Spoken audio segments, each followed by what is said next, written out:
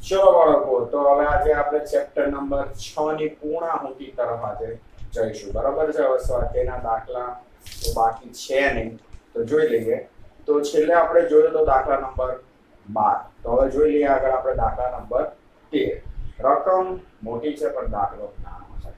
એક શક્તિશાળી લાઉડ સ્પીકરના ચુંબકના ધ્રુવો વચ્ચેના ક્ષેત્રના મૂલ્યને માપવું છે. બરાબર. એક શક્તિશાળી લાઉડ સ્પીકર છે. તો તમને ના ખબર હોય કે સ્પીકરની અંદર ચુંબક વપરાતા હોય છે. હવે ચુંબકને બે ધ્રુવો હોય N અને S. હવે તમારે અહીંયા શું માપવાનું છે તો કે N અને S ની વચ્ચે ચુંબકત્વ કેટલું છે અથવા ક્ષેત્રનું મૂલ્ય માપવું છે. ક્ષેત્રનું મૂલ્ય માપવું છે એટલે બીજું કશું નહીં, ચુંબકીય ક્ષેત્ર માપવું છે. એટલે પહેલેથી જ આપણે એન્ટ્રી મારી દઈએ શું કે આપણે ચુંબકીય ક્ષેત્ર શોધવું છે. પહેલી એન્ટ્રી મારી દીધી. હવે આગળ જોઈએ. ખૂબ નજીક વીંટાળેલ 25 આંટાઓ વાળી એક નાની 2 સેન્ટીમીટર સ્ક્વેર ક્ષેત્રફળની સપાટ સર્ચ કોઇલ એટલે બીજું કશું નહીં, પૂછ્યું ને ક્ષેત્રની દિશામાં લંબ રાખવામાં આવે છે અને તે પછી ક્ષેત્રના વિસ્તારમાંથી ઝડપથી ખેંચી લેવામાં આવે છે.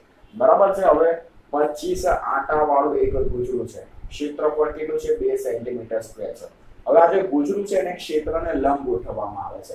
એટલે કે ક્ષેત્ર આ દિશામાં હોય ચુંબકીય ક્ષેત્ર, તો ગુજરાનું જે સમતલ છે એને લંબ હશે અને તે પછી ક્ષેત્રના વિસ્તારમાંથી ઝડપથી ખેંચી લેવામાં આવશે. ક્ષેત્રની અંદર પહેલા મૂક્યું એ ગુજરું, પછી એ ગુજરાને પાછું ખેંચી લેવામાં આવે છે. અથવા સમતુલ્ય રીતે તેના સમતલને ક્ષેત્રની દિશાને સમાંતર લાવવા માટે કોઈ તેને ઝડપી 90 ડિગ્રીનું ભ્રમણ આપી શકે છે. આ ગુજરામાં વહેતો કુલ વિદ્યુત ભાર 7.5 મિલીકુલમ છે. એટલે કે આ જે ગુજરું છે એને તમે ચુંબકીય ક્ષેત્રમાંથી ખેંચી લો છો એટલે ગુજરામાં શું વહેશે? વિદ્યુત ભાર કેટલો છે? 7.5 મિલીકુલમ. આ ગુજરા અને ગેલ્વેનોમીટરનો સંયુક્ત અવરોધ 0.50 ઓહ્મ છે. ચુંબકની પ્રબળતાનું અનુમાન કરો. પહેલા તો જે વેલ્યુ આપી છે લખીએ. તો તમને આંટાની સંખ્યા આપી દીધી છે કેટલી? 50. 25. પછી તમને ક્ષેત્રફળ આપી દીધું છે 2 સેન્ટીમીટર સ્ક્વેર. કન્વર્ટ કરીએ મીટર સ્ક્વેર માં તો 2 × 10⁻⁴ મીટર સ્ક્વેર. તમને ખબર હશે કઈ રીતે લાવે. ચલો, કેટલો વિદ્યુત ભાર વહે છે તો કે Q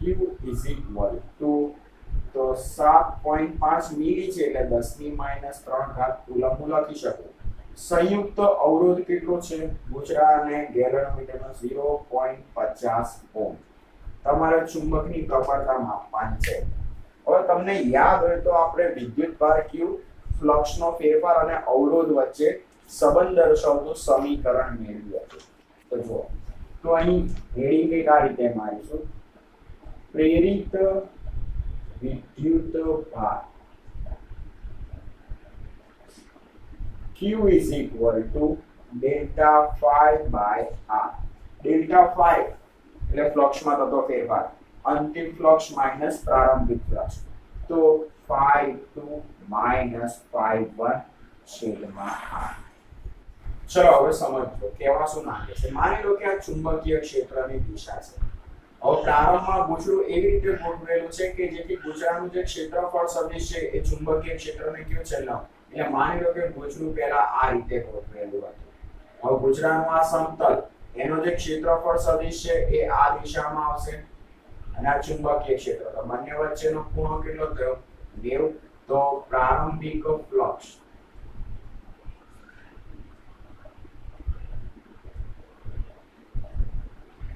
phi1 is equal to NAB cos theta. હવે A અને B વચ્ચેનો ખૂણો કેટલો છે? 90 છે. તો cos 90 ની વેલ્યુ શું થશે? 0. તો ફ્લક્સ phi1 પ્રારંભિક ફ્લક્સ કેટલું મળશે? 0. ચલો, હવે આપણે અહીંયા શું કરીશું તો કે આ જે ગુજરું છે એને ચુંબકીય ક્ષેત્રને સમાંતર ગોઠવવા માટે આપણે એને 90 ડિગ્રીનું ભ્રમણ આપીશું. બરાબર છે. 90 ડિગ્રીનું ભ્રમણ આપીશું ને એટલે આ જે ક્ષેત્રફળ સદિશ છે ને એ આ દિશામાં આવી જશે. પહેલા ચુંબકીય ક્ષેત્ર આ દિશામાં, ક્ષેત્રફળ આ દિશામાં. હવે મારે શું કરવું છે? આ જે ક્ષેત્રફળ સદિશ એ છે ને એને ચુંબકીય ક્ષેત્રની દિશામાં લાવવું છે. તો મારે આને શું કરવું પડે? 90 ડિગ્રીનું ભ્રમણ આપવું પડશે. તો જુઓ, આ ચુંબકીય ક્ષેત્ર, આ ગુજરાનું સમતલ તો એનો ક્ષેત્રફળ સદિશ આ દિશામાં આવી જશે, ચુંબકીય ક્ષેત્ર બી આ દિશામાં. પણ આ ક્યારે પોસિબલ થયું? જ્યારે મેં એને 90 ડિગ્રીનું પ્રમાણ આપ્યું ત્યારે. તો હવે θ કેટલો થઈ ગયો? 0. તો phi2 is equal to n a b cos 0. તો phi2 is equal to શું થયું? n a b. ચલો આના ઉપરથી આપણે અહીંયા લખીએ તો q is equal to phi2 ની value n a b minus phi1 ની વેલ્યુ 0 છેદમાં r. ચલો આટાની સંખ્યા કેટલી છે? તો કે 25. ક્ષેત્રફળ કેટલું છે? 2 10 ની -4. ચુંબકીય ક્ષેત્ર એ તો આપણે શોધવાનું છે. વિદ્યુતભાર q કેટલો છે આપણી જોડે? તો કે 7.5 10 ની -3. છેદમાં અવરોધ કેટલો છે? તો કે 0.50. b ને હું કરતા બનાવી દઉં તો b is equal to 7.5 10 ની -3 ગુણ્યા 0.50 છેદમાં 25 ગુણ્યા 2 10 ની -4. તો ગણતરી મારીએ એટલે આપણને શું મળશે?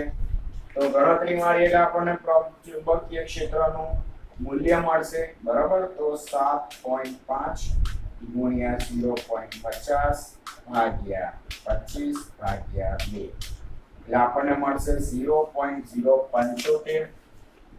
0.075 -4 ઉપર જશે તો +4 એટલે 10 ની 1 તો d બરાબર 0.75 ટેસ્લા. આ તમારો ફાઇનલ જવાબ. એટલે પ્રબળતા કેટલી હશે? તો કે 0.75 ટેસ્લાની હશે.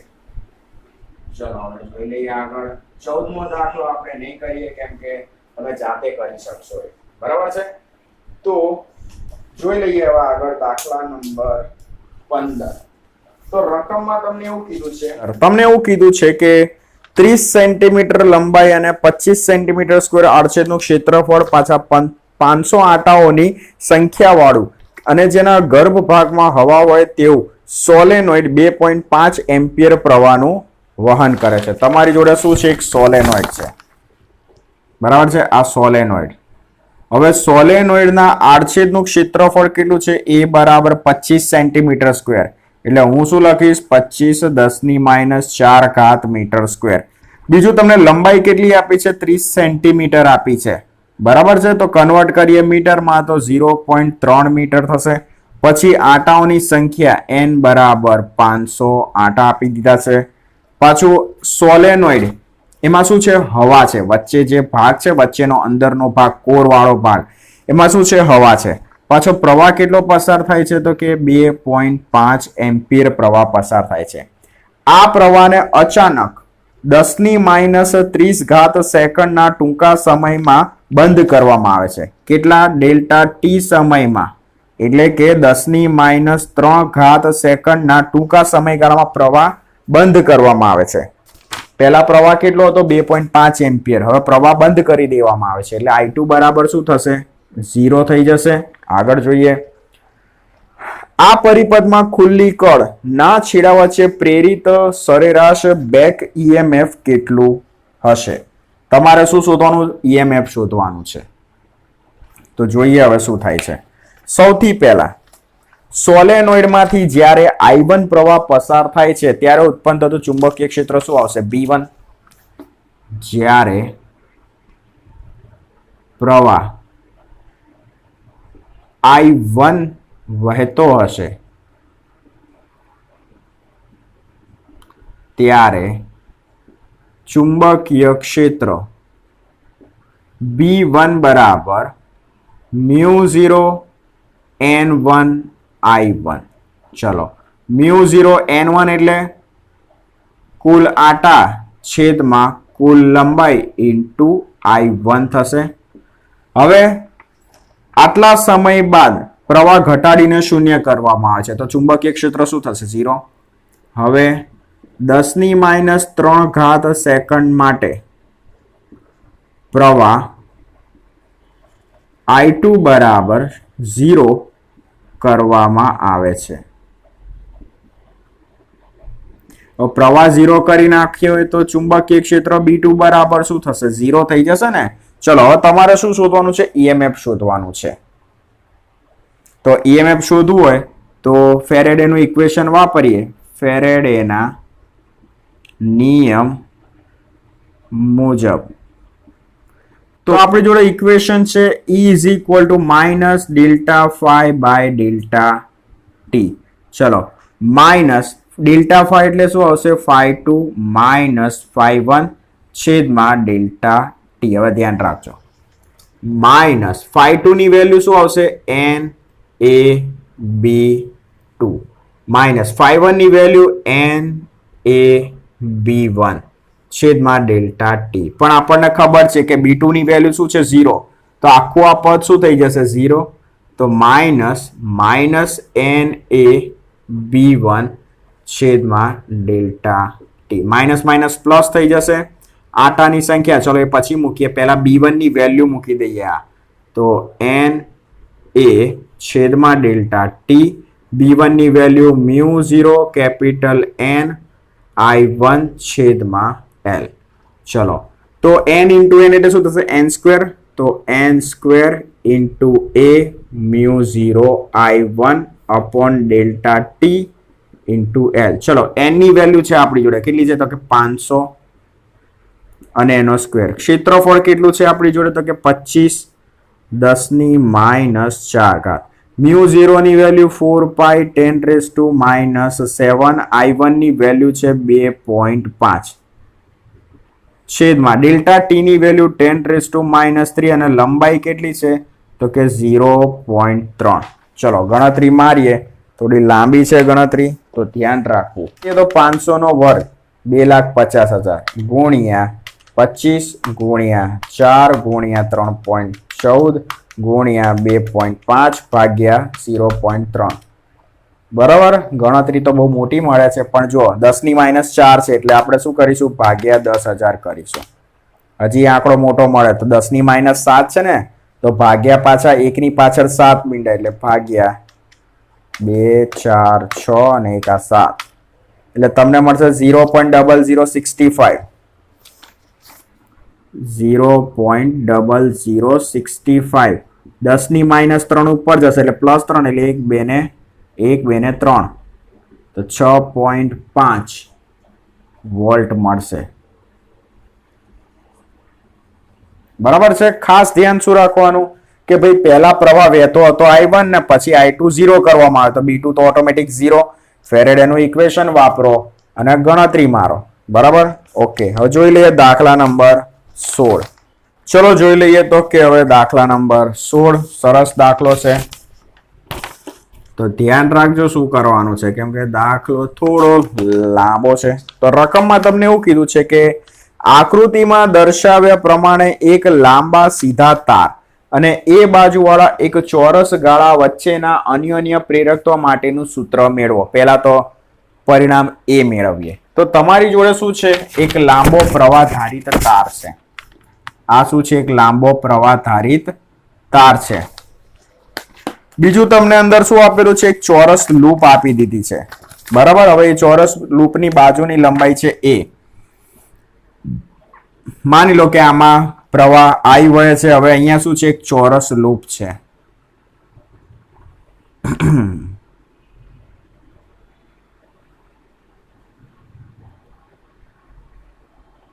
હવે આ લૂપની જે બાજુ છે એની લંબાઈ કેટલી છે? a છે. એટલે કે ચોરસ છે એટલે બધી બાજુની લંબાઈ a જ આવવાની.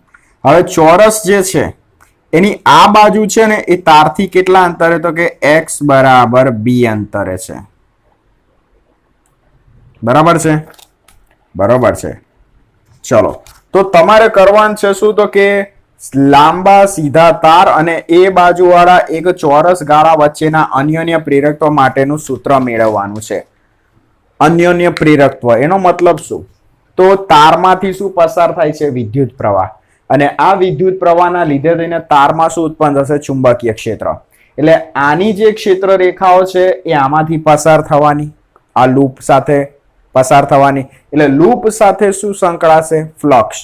એટલે તારનો પ્રવાહ અને આનું ફ્લક્સ એટલે આપણને શું મળશે? અન્યોન્ય પ્રેરકત્વ. એટલે આપણા માટે ઇમ્પોર્ટન્ટ વસ્તુ શું છે? કે ભાઈ આ જે ચોરસ લૂપ છે, ચોરસ લૂપ સાથે સંકળાતો ફ્લક્સ કેટલું, બરાબર છે. તો એના માટે આપણે શું કરીશું, આ જે લૂપ છે ને એના ઉપર એક સૂક્ષ્મ ખંડ વિચારી લઈએ. જેમ કે આપણી જોડે અહીંયા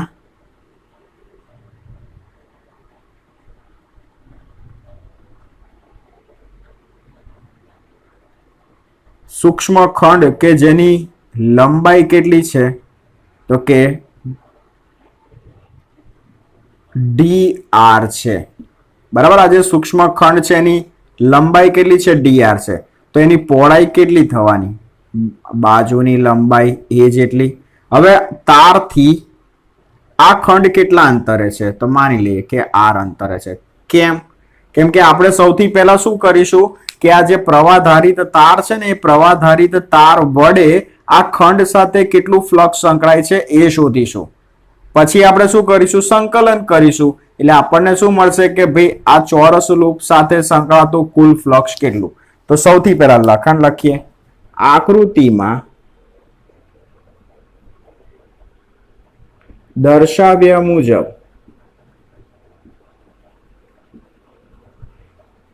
તારથી r અંતરે dr લંબાઈનો સૂક્ષ્મ ખંડ વિચારતા, બરાબર છે. તારથી r અંતરે dr લંબાઈનો એક સૂક્ષ્મ ખંડ વિચારીશું અને આ ખંડ સાથે સંકળાતું ફ્લક્સ મેળવીશું તથા આ સૂક્ષ્મ ખંડ સાથે સંકળાતું ફ્લક્સ મેળવીશું. તો ફ્લક્સનું ઇક્વેશન તો આપણને આવડે A * B. તો અહીં સૂક્ષ્મ ખંડ સાથે સંકળાતું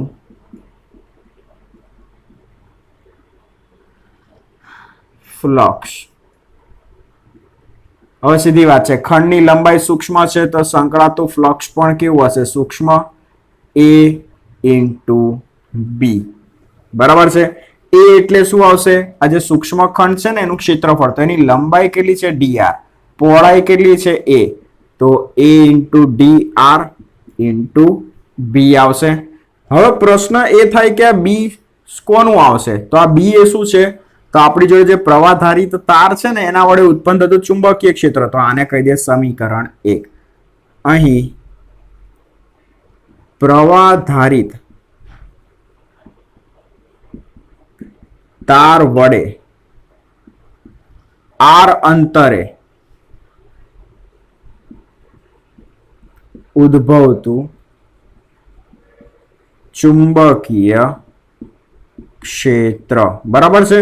તો એનું ઇક્વેશન આવડવું જોઈએ. આપણે પહેલા પણ લાવી દીધેલું છે, μ0I/2πr. કરવાનું છે શું, આ સૂક્ષ્મ ખંડ સાથે સંકળાતું ફ્લક્સ મેળવવાનું છે. તો ચુંબકીય ક્ષેત્ર જોઈશે ને. હવે આ વેલ્યુ અહીંયા મૂકી દે તો સમીકરણ 1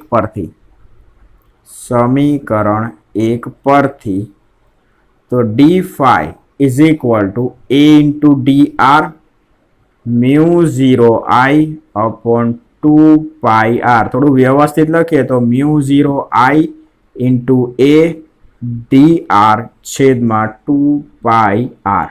તો આ જે ઇક્વેશન મળ્યું એને નંબર 2 આપી દઈએ. અને આ જે ફ્લક્સ મળ્યું એ શેનું ફ્લક્સ, તો આ સૂક્ષ્મ ખંડ dr લંબાઈ અને a પહોળાઈ ધરાવતા સૂક્ષ્મ ખંડ સાથેનું ફ્લક્સ મળ્યું.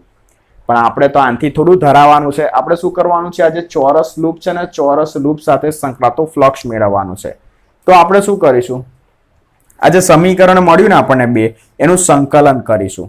પણ લિમિટ જોઈશે ને અહીંયા. તો જુઓ, ચોરસની આ જે બાજુ છે એ તારથી કેટલા અંતરે છે, x અંતરે છે.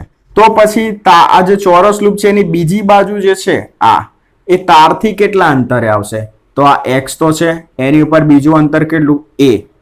તો ટોટલ અંતર કેટલું થશે, x વત્તા a.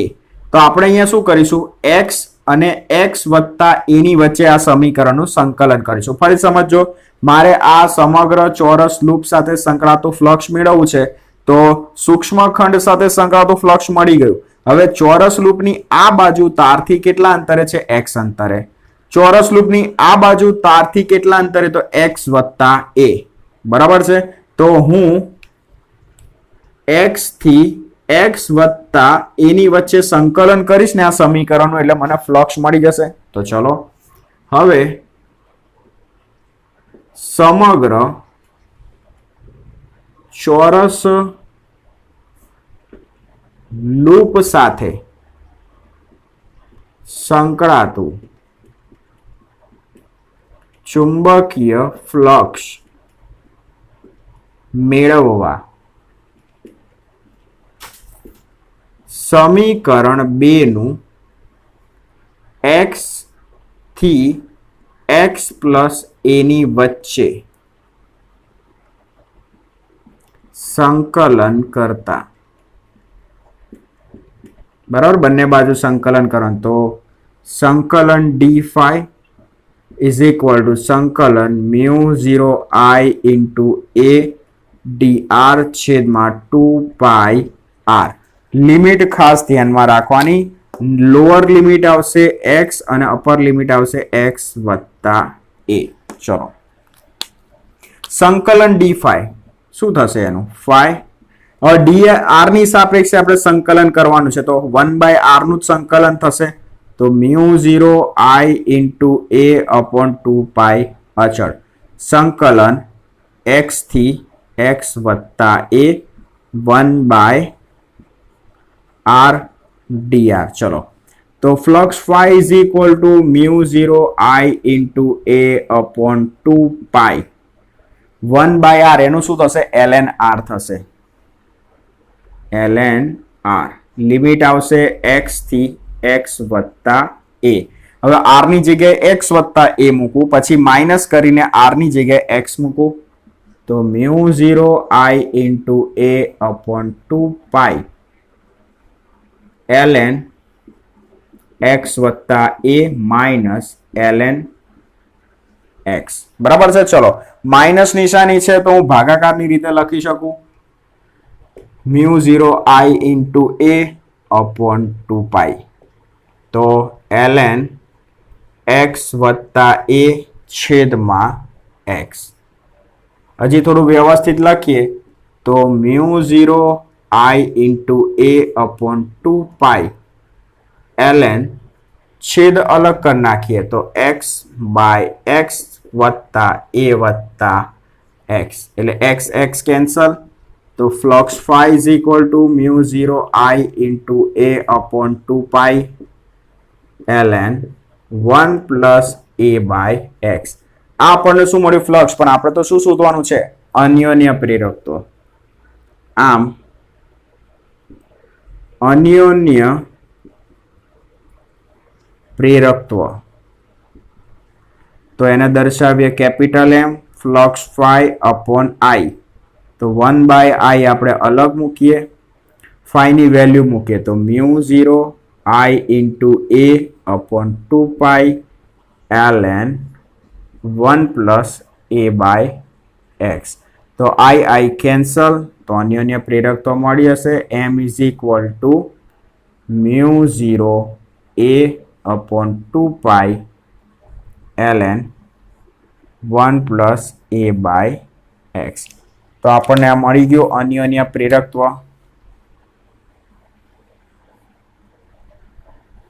હવે તમારે જરૂર અહીંયા આની પડશે, આને કહી દે સમીકરણ નંબર 3, કેમ કે આ તો હજી પરિણામ એક જ થયું, હજી પરિણામ બી મેળવવાનું છે. તો જુઓ, તમને એવું કીધું છે કે હવે ધારો કે સીધો તાર 50 એમ્પિયરના પ્રવાહનું વહન કરે છે. બરાબર, આ જે તાર એ છે એ શું કરે છે? તો કે 50 એમ્પિયરના પ્રવાહનું વહન કરે. પાછો આ જે ગાળો છે એને આપણે શું કરીએ છીએ? તો કે 10 મીટર પર સેકન્ડના વેગથી આપણે શું કરાઈશું? એને ગતિ કરાઈશું. 10 મીટર પર સેકન્ડની ઝડપથી આપણે ગતિ કરાઈશું જમણી તરફ. x બરાબર 0.2 મીટર હોય તે ક્ષણે ગાળામાં પ્રેરિત EMF ની ગણતરી કરો. બરાબર છે? એ બરાબર, એટલે કે હવે a ની લંબાઈ આપી દીધી 0.1 મીટર. સમજો છો ને શું કહું છું? તારમાંથી એવો પ્રવાહ પસાર થાય 50 એમ્પિયર. હવે આ જે ચોરસ ગાળો છે એને જમણી બાજુ આપણે કેટલી ઝડપથી ગતિ કરાવીશું? 10 મીટર પર સેકન્ડની ઝડપથી. હવે જ્યારે આ ગાળો તારથી 0.2 મીટરના અંતરે હશે ત્યારે ગાળામાં પ્રેરિત થતું ઈએમએફ કેટલું?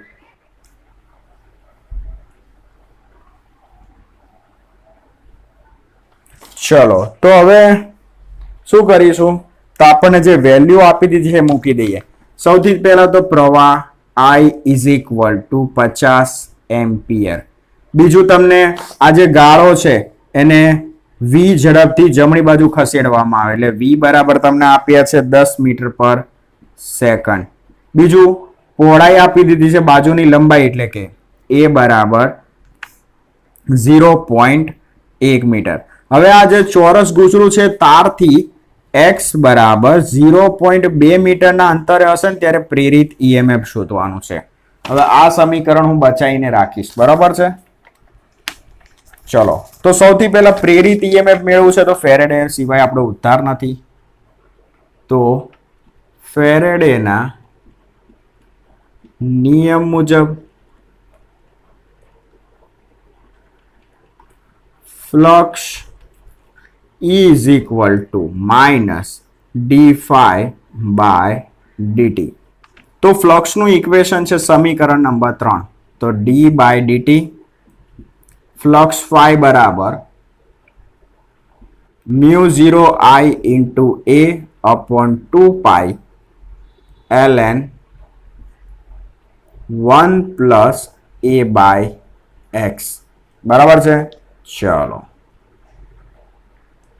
અને હવે હું આ સમીકરણ નંબર 3 પૂછી નાખીશ, બરાબર છે? ચલો હવે સમય સાથે કઈ વેલ્યુ બદલાય છે આ બધામાંથી? x. કેમ કે હવે જે આપણું ચોરસ લૂપ છે એ તારથી દૂર જાય છે એટલે કઈ વેલ્યુ બદલાવાની? x ની વેલ્યુ બદલાવાની. તો સમય સાથે કોનું વિકલન થશે? x નું, બરાબર? તો જુઓ minus mu 0 I into a upon 2 pi અચળ d by dt ln 1 plus a by x. હવે તમારે સમયની સાપેક્ષે x નું વિકલન કરવાનું છે પણ પહેલા તમારે આ આખાનું વિકલન કરવું પડશે. સમયની સાપેક્ષે તમારે આ આખાનું વિકલન કરવું પડશે. કેમ? કેમ કે તમારે સમયની સાપેક્ષે x નું વિકલન કરવાનું છે પણ x ક્યાં છે? અહીંયા છે. તો પહેલા આપણે ln 1 plus a by x નું વિકલન કરીશું. તો minus mu 0 I into a upon 2 pi ln 1 upon a by x એનું શું થશે? હવે યાદ રાખવું. શું યાદ રાખશો? કે ln x હોય તો એનું શું થાય? 1 by x થાય, બરાબર? તો અહીંયા શું છે? ln 1 plus a by x છે તો આનું શું થશે? 1 upon 1 plus a by x થશે. અને હવે આપણે શું કરીશું? અંદરનું વિકલન કરીશું. તો સમયની સાપેક્ષે 1 શું કહેવાશે? અચળ, તો એનું થશે 0 પ્લસ એ શું થશે? અચળ. હવે 1 by x છે તો એનું શું થાય ખબર? માઇનસ 1 by x સ્ક્વેર થાય. કઈ રીતે? તો જુઓ d by dt 1 by x છે તેનું વિકલન શું થાય? Minus 1 by x square. તમે કહેશો કેમ? તો 1 by x છે, x ને ઉપર લઈ જાઓ તો d by dt x raise to minus 1. નિયમ શું છે? જેટલી પણ ઘાત હોય એ આગળ લાવો અને એક ઘાત બાદ કરો. તો x રેઝ ટુ માઇનસ 1 હતું ને એમાં એક બાદ કરો તો minus 1 x raise to minus 2. x raise to minus 2 છે અને નીચે લઈ જાઓ તો minus 1 upon x raise to 2. ખ્યાલ આવ્યો? તો તમે ડાયરેક્ટ યાદ રાખી શકો તો આ બધું કરવું ના પડે, બરાબર? તો હવે શું બાકી રહ્યું? તો કે સમયની સાપેક્ષે આપણે a by x નું તો કરી નાખ્યું, બરાબર છે? તો હજી x નું તો કરવાનું. તો શું આવશે અહીંયા? dx by dt, બરાબર છે? 1 by x નું વિકલન કરી નાખ્યું, કેટલું થયું? Minus 1 by x square. પણ હજી x નું તો કરવાનું એટલે dx by dt. તો જુઓ એમના માર્ક્સ નથી મળતા આ દાખલાના. તો સાદરૂપ આપીએ -μ0 I into a upon 2 pi 1 upon લસા લઈએ અહીંયા તો x plus a by x. ચલો આમાં થોડું સાદરૂપ આપીએ તો -a by x square dx by dt એટલે શું થશે વેગ v માઇનસ માઇનસ પ્લસ થઈ જશે અને એક x અહીંયા કેન્સલ થશે તો -μ0 I into a સ્ક્વેર થશે આ a અને આ a છેદમાં 2 પાઈ 1 upon x plus a અને હજી એક x વધ્યા ઇન્ટુ v. ચલો બધી વેલ્યુ મૂકીએ તો 4 પાઈ અહીંયા પ્લસ થઈ જશે બરાબર 10⁻⁻7 પ્રવાહની વેલ્યુ 50 a ની વેલ્યુ છે આપણી જોડે 0.1 નો સ્ક્વેર v ની વેલ્યુ કેટલી છે આપણી જોડે તો કે 10 2 પાઈ x ની વેલ્યુ કેટલી છે આપણી જોડે 0.2 વત્તા a ની વેલ્યુ 0.a x ની વેલ્યુ 0.2. ચલો ગણતરી મારીએ તો એની પહેલા પાઈ પાઈ કેન્સલ ને 2 દુ 4 તો જોઈએ શું થાય છે તો 2 ગુણ્યા 50 ગુણ્યા 0.1 ગુણ્યા 0.1 ગુણ્યા 10 ભાગ્યા 0.3 ભાગ્યા 0.2 તો 166.6 10 ની માઇનસ કેટલી ઘાત રહેશે -7 ઘાત 2 પોઈન્ટ ડાબી બાજુ જઈએ તો e બરાબર 1.66 10 ની -5 ઘાત વોલ્ટ એટલે હજી થોડું રાઉન્ડ ઓફ કરીએ તો પાછળ શું છે 6 છે 5 કરતા મોટી વેલ્યુ તો 1.7 10 ની -5 ઘાત વોલ્ટ. તો આ તમારું સ્વાધ્યાય અહીંયા પૂરું. ઓકે.